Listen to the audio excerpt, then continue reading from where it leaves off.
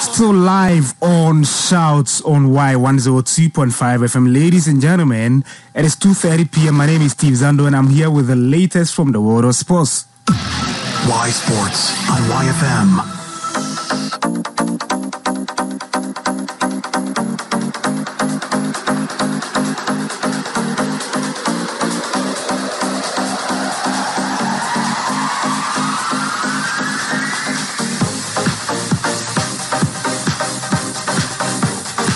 So on today's edition of Y Sports, we are speaking to Clifford Aboagye, and you know, the former Ghana Youth International was named behind Uruguay's Nicolas Lopez and Paul Pogba in the rankings of best players in second and first respectively at the 2013 FIFA Under-20 World Cup that took place in Turkey. Aboagye shot to worldwide fame for his deft touches, skills on the ball and immense vision with his passes at the tournament. His contribution in providing vital assists helped Ghana recover from a disastrous start to the tournament to finish strongly in third place. Clifford was then tagged off as one of the biggest prospects in Ghana football, but most Ghanaians are yet to see that after 7 years.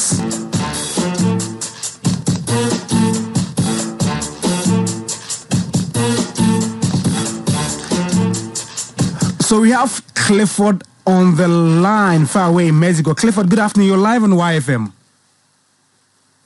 Yeah, good afternoon. From Mexico. Well, it's morning here, so good morning from Mexico. Okay, so good afternoon in Ghana and good morning in Mexico. Yes. That's right. Now, tell us, how is the COVID-19 situation out there in Mexico as far as football is concerned? When are the clubs beginning to train? And what have you been doing personally to keep yourself in shape? Well, I think with the COVID issue, I think it's been almost 3 months now that we've been home. When it began, our clubs took all the precautions, and then we were asked to stay home until any safety measures are taken now or any further information is given to us. But as time went on, they got to know the league wasn't going to be able to resume. So as of now, the Mexican league has been cancelled, and then we will start a new league. So we've been home, and then they've been sending us, this some training schedule for us to be following. So that is what I've been doing to keep fit for now. Oh, okay. So the Mexican league has been cancelled. Yes, for now it has been cancelled, and then we are waiting for them to there is no date yet for the next season. So that's what we are waiting for now. But then hopefully by next week our clubs should start training, because if the next season should even start, I think it should start somewhere ending of July to, let's say, middle of August. So probably most clubs will start training from next week or next 2 weeks. Okay, now your club specifically, is there any green light when you guys are resuming training? Well, I think they are waiting for the date the league will start, because they have to make their plans and all that. So, like I'm saying, they are saying it's next week, but then until the date is out, they could keep postponing it, because I know we were supposed to start our medical test today, that's Monday, but then because the date is not out, I think they gave us 1 week more, so for us to come back like next week Monday. Within this period, how difficult has it been for you as a footballer? Well, it's been a very difficult moment for me. I haven't gone through such situation.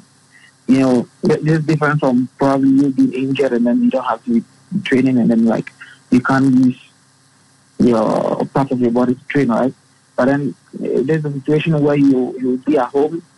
Well, in the initial stage, it was very difficult because you couldn't even go to the streets to do some running. You need to be at home, and then doing your press ups, and then you start to keep fit. And then I think it's very difficult for me because I've never gone through such process. But then, as time went on, I think it was something that I had to adapt to. So I got used to it. Currently, you play for Querétaro FC Mexico on loan from Club Atlas. Tell us your contract situation out there within this period of COVID-19, because I know that your loan deal is expected to end on 30th June. Yeah, of course. I think, well, yes, I came on loan. The loan was with an option of buying. I've been here for, I think, almost yes, 1 year, and then I've played, let's say, 95% of all the matches, and then my coach is very happy with me. So I think the club is interested. They are in talks with Atlas. They are really interested. I think it's done with Atlas, and then they want to sign me. So hopefully, if things go on, I could stay in Querétaro. Okay, we hope for the best. You really want to stay at, Querétaro FC, right?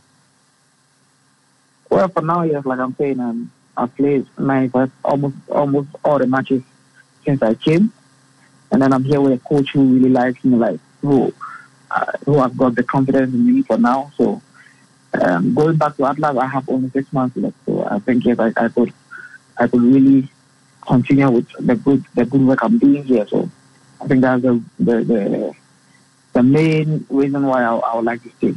Wow, I mean, that's great. Now, Clifford, let's talk about your journey so far. After 20, a lot of people did acknowledge quality you displayed, and some even tipped you to be the next big thing in Ghana football. Would you say you have disappointed those people, or you feel you have done well and that your career is still on the right path?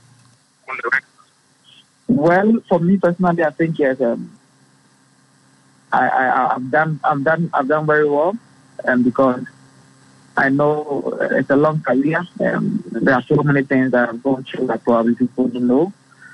But then, talking about winning the bronze ball, from there, getting to another. I even started from under 19. The next year, I was pushed to the second team, and then 2015, I made my debut. I only had one chance to play in Granada, so of course, I didn't get a chance to play in Granada, so I had to make a move.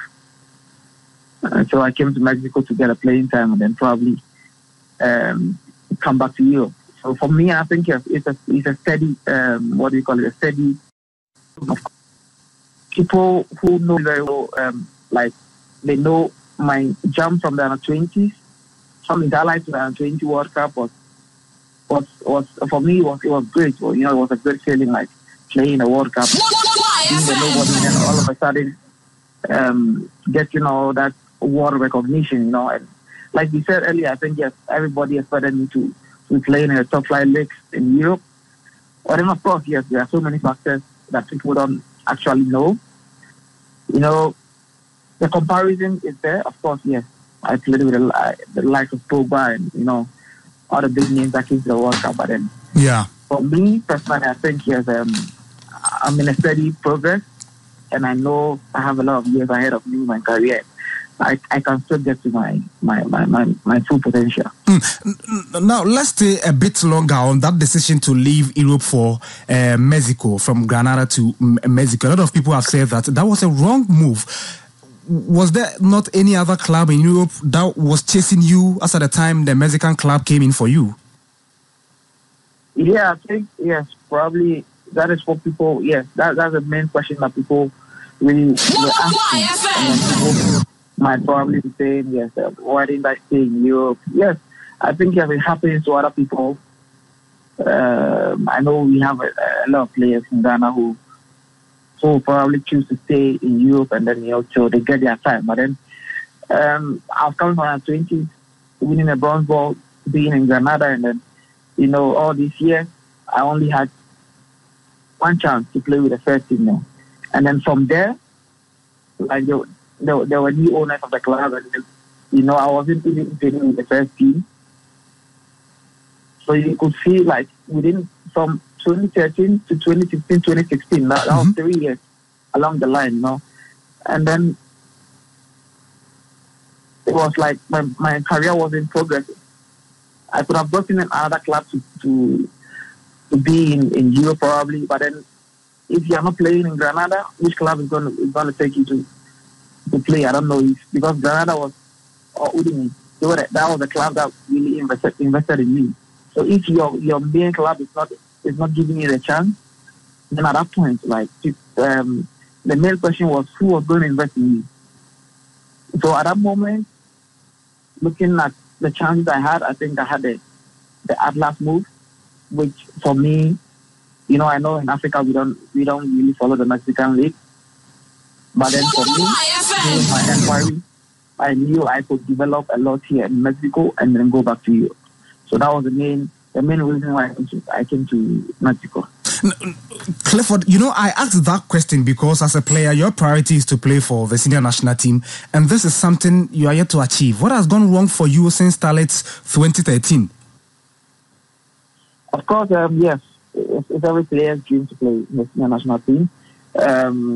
Of course, I believe I have all the qualities to play in the senior national team. I think Ghanaians know they saw me in the World Cup in 2013, and then I know a lot of people were also expecting my call-up, but then I didn't get it. But then, as I'm explaining what I went through in Granada, and it wasn't the best of my career, so it wasn't what I was expecting. So probably the call-up delayed. But then I didn't want to go through the same thing, moving to another club. So at that moment, getting the contract from Atlas, I thought I didn't think twice, because I knew I was going to get my playing time. And then, of course, if there's a coach that really is going to follow me, if I'm playing here, I'm going to get my call up regardless of where I'm playing.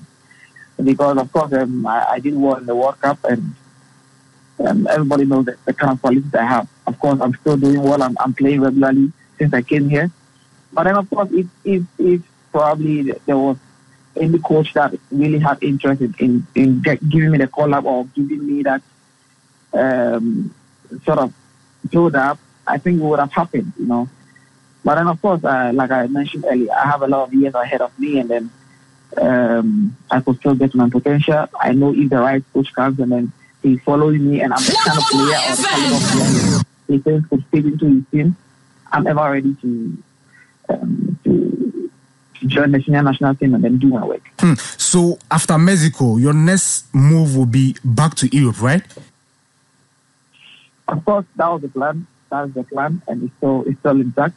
For now, as a footballer, we never know what will happen in the future. Yeah. As of now, as I'm talking to you, like I'm saying, I came from loan to Querétaro, and they are really interested in me. So of course, they are going to take the option. But then who knows? If in this summer I get a move to Europe, of course I'm going to come, because probably I think that is where most of the concentration for the national team is. Players playing in Europe.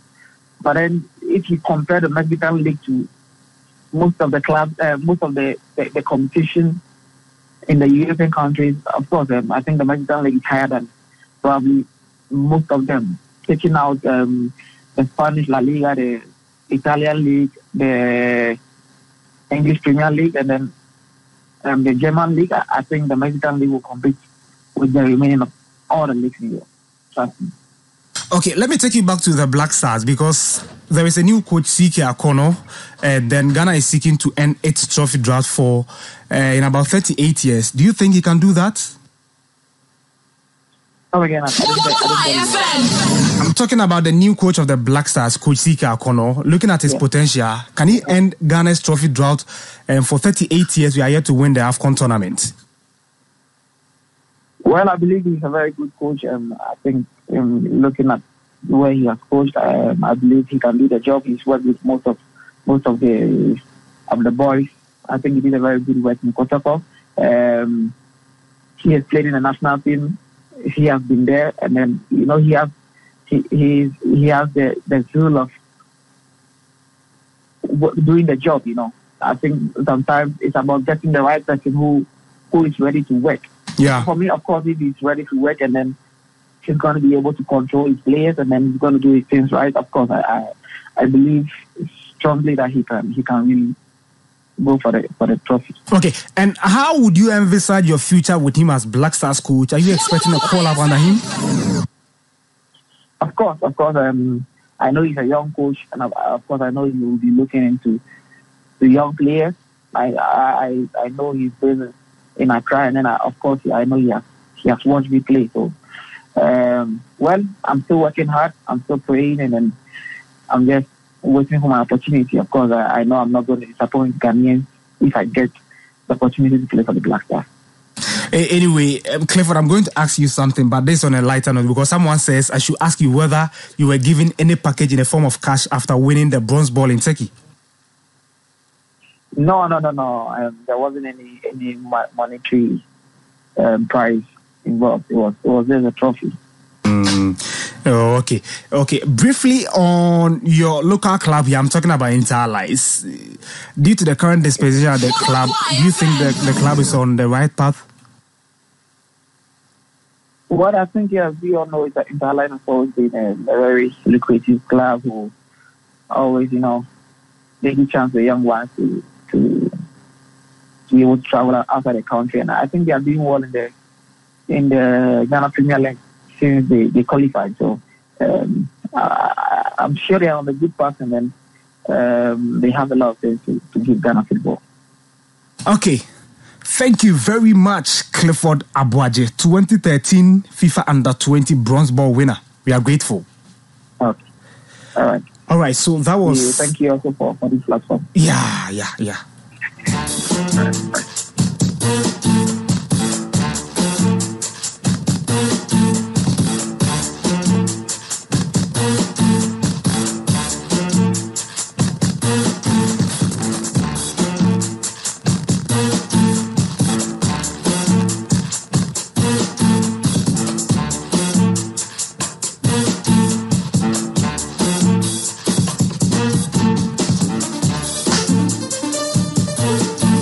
So we just had an interview with Clifford Aboagye far away from Mexico, speaking on range of issues. Let's get some more updates here in Ghana, because TV right holders Star Times are pulling punches to ensure the continuation of the 2019-20 Ghana Premier League season amid the coronavirus pandemic.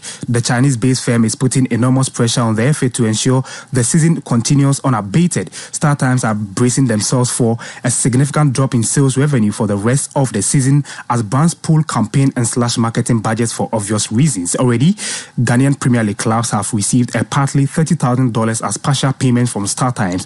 Now, fresh reports are emerging that the pay-per-view channel is putting pressure on the Ghana FA to continue the season as they aim to recover lost revenue. Now, every impending competition has been hit by the COVID-19 outbreak, including the Continental Tournament. The 2021 Africa Cup of Nations in Cameroon is expected to take place early next year, and of course the future of that tournament still remains unclear as CAF is yet to make a decision on its competition. Deputy General Secretary of CAF in charge of football and development, Anthony Bafo, says football will resume only when it is safe to do so.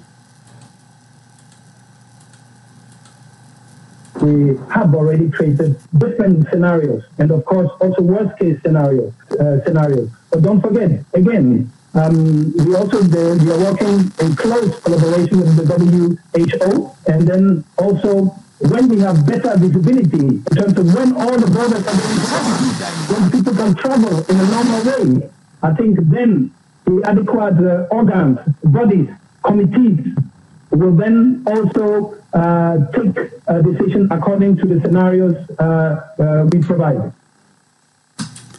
Deputy General Secretary of CAF in charge of football and development, Anthony Bafo, speaking. Now, Black Stars defender Joseph Atamalawa says he will be pleased to see Thomas Partey signed for English Premier League side Arsenal. Atamalawa, who is also a childhood friend to Partey, thinks the player has nothing left to prove in Spain. The Atletico Madrid midfielder has been on the transfer radar of a number of Premier League clubs, with the Gunners showing the most concrete interest in bringing him to England. According to reports, Partey has turned down a contract renewal offer from Atletico, casting his future with the team into doubt. Let's hear from Joseph Atamalawe on Thomas Partey.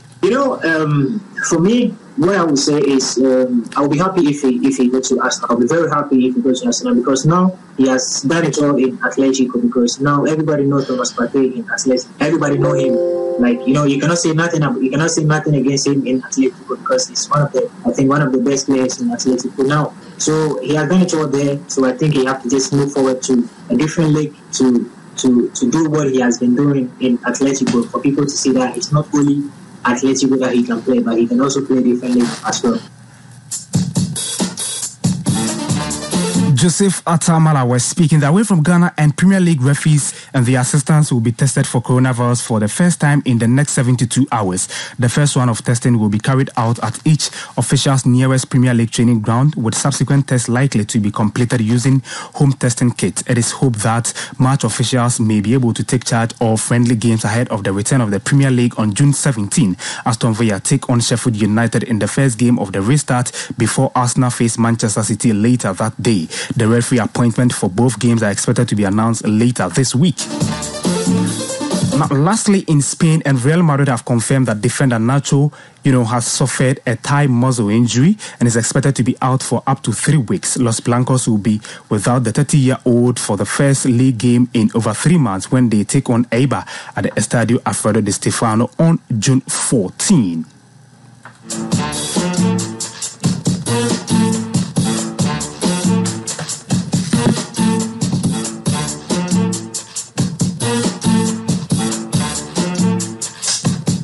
So that will be all for Y Sports. My name is Steve Zando. We are back same time tomorrow. Remember, DJ Lexis and Mensa Jr. take over at 3 p.m. with a drive.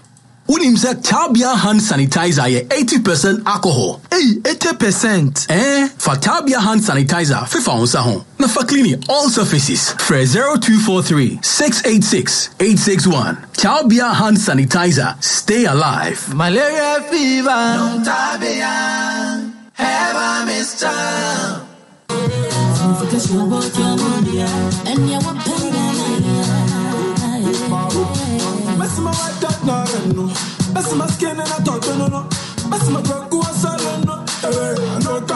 Y1025FM. Thanks for turning us on.